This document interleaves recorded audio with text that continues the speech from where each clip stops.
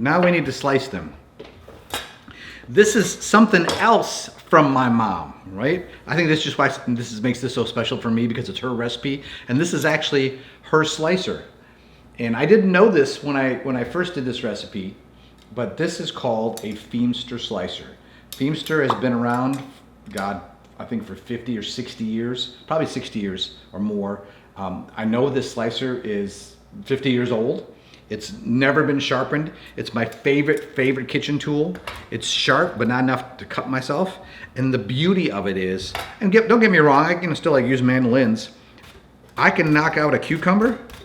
Oh, by the way, we're looking for consistency about that thin, right? You don't want super small, but you want it kind of floppy. Probably like 1/8 of an inch. But I can knock out a cucumber in no time flat. Now I could do this with a knife. I know it's not a race, but when I make this dish, it's usually for a party, and people know that I'm gonna bring it, and so they want me to make a lot. So it's much easier for me to do this with this slicer than it is trying to cut it by hand from a consistency standpoint.